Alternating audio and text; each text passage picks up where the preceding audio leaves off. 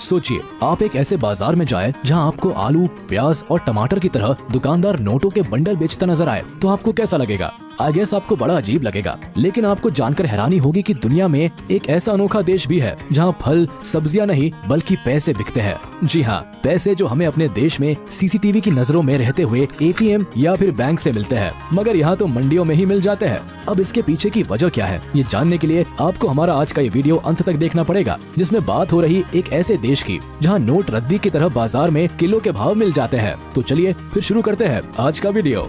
Currency किसी भी देश की इकोनॉमी की नींव होती है। यही वजह है कि दुनिया के लगभग सभी देश अपने यहाँ के सिक्कों और नोटों को बड़ी हिफाजत और कड़ी सुरक्षा में रखते हैं।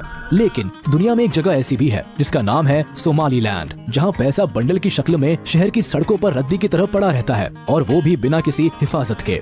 अब आप ये मत समझिए कि यहाँ राम राज स्थापित है और किसी को भी ना पैसे का लोभ है और ना ही चिंता। अब ऐसा क्यों है, इसके लिए हमें जरा इस जगह का इतिहास जानना पड़ेगा, जिसके लिए कुछ साल पीछे जाना पड़ेगा। कुछ साल से मतलब कुछ साल ही है, यही कोई 3-1 दशक पहले। तो वो वक्त था साल 1991 का, जब उत्तरी अफ्रीका में अदन की खाड़ी के पास मौजूद सोमालीलैंड गृह युद्ध के बाद सोमालिया से अलग होकर वजूद में आया। यहाँ के लोगों ने तो इसे अपना नया देश मान लिया, लेकिन किसी भी दूसरे देश ने इसे मान्यता नहीं दी और अभी तक भी नहीं दी है। लेकिन मीडिया में छपी खबरें बताती है कि यहाँ के 40 लाख की आबादी खुद मुख्तार जमहूरियत का दावा करती है। मगर इस जगह की हैसियत बेहद गरीब मुल्क वाली है, क्योंकि यहाँ ना कोई सरकारी व्यवस्था लागू है और ना ही यहाँ के लोगों के लिए रोजगार का कोई साधन है। वैसे यहाँ से भारी मात्रा में ऊँटों का निर्यात होता है, लेकिन फिर भी इतना नहीं कि देश के लोग सुकून से और आराम से जिंदगी जी सके। यहाँ का ज्यादातर हिस्सा रेत की चादर से ढका रहता है। वहीं पानी की कमी की वजह से इलाके में सूखा पड़ जाना आम बात है।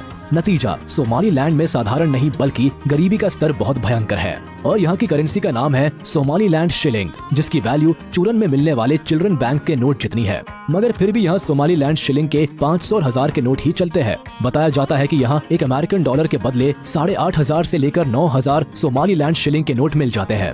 वही अगर कोई $10 दे दे तो उसको नोटों की वैल्यू के हिसाब से नहीं बल्कि किलो के हिसाब से शिलिंग दिए जाते हैं, और वो भी 1-2 किलो नहीं, पूरे 50 किलो सोमालीलैंड शिलिंग। वही अगर यहाँ किसी को सिगरेट की तलब लग जाए और उसे एक सिगरेट खरीदनी हो तो उसे हमारे यहाँ की तरह 10 या फिर 20 या 22 रुपए नहीं बल्कि पूरे 500 या फिर 1000 शिलिंग का नोट चाहिए होता है। वही थैला भर सब्जी खरीदने के लिए थैला भर नोटों की जरूरत पड़ती है। और अगर किसी को गलती से कोई कीमती गहना खरीदना हो तो उसे शिलिंग के नोट से भरा ब्रीफकेस नहीं बल्कि ठेला गाड़ी दुकान तक ले जाना पड़ता है।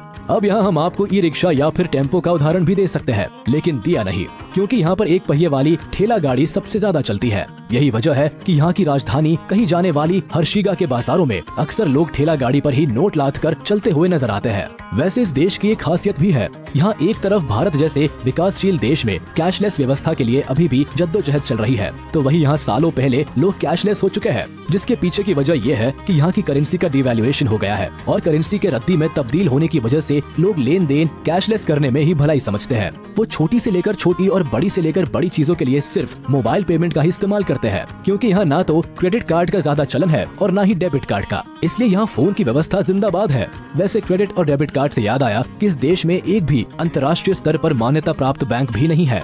ऐसे में ये बात स्वाभाविक हो जाती है कि यहाँ ना तो कोई बैंकिंग सिस्टम है और ना ही कोई एटीएम।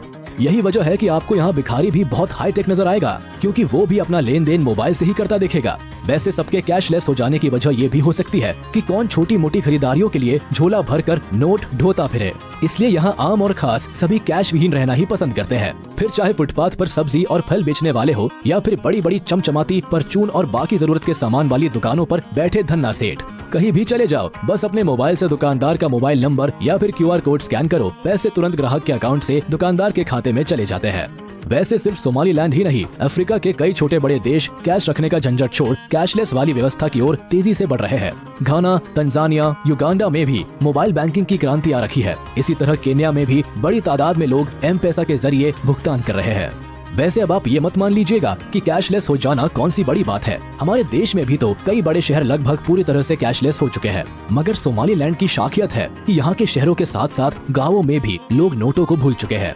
BBC में छपी रिपोर्ट बताती है कि यहाँ के गाँव में 60% से ज्यादा लोग अब अपने मोबाइल के जरिए ही पूरा लेन देन कर रहे हैं। साथ ही यहाँ 16 बरस से ज्यादा की उम्र वाले 88% लोगों के पास मोबाइल फोन है, जो उनके लिए बातचीत करने का तो जरिया है ही, मगर अब ये उनका निजी बैंक भी बन गया है। जबकि यहाँ के ज्यादातर लोग निरक्षर है, यानी अनपढ़ है या फिर कम पढ़े लिखे हैं।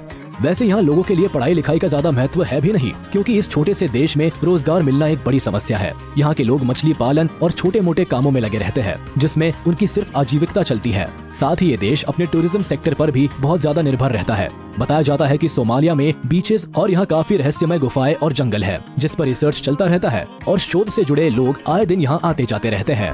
तो चलिए दोस्तों, पैसों के बाजार और सोमालीलैंड के बारे में बताता ये वीडियो यही खत्म होता है। उम्मीद है आपको ये पसंद आया होगा। आप अपने जेन्युइन रिव्यूज हमें कमेंट करके बता सकते हैं। आप इसे अपने दोस्तों और रिश्तेदारों के साथ शेयर करना बिल्कुल ना भूले। और हाँ, इस वीडियो को लाइक कर दे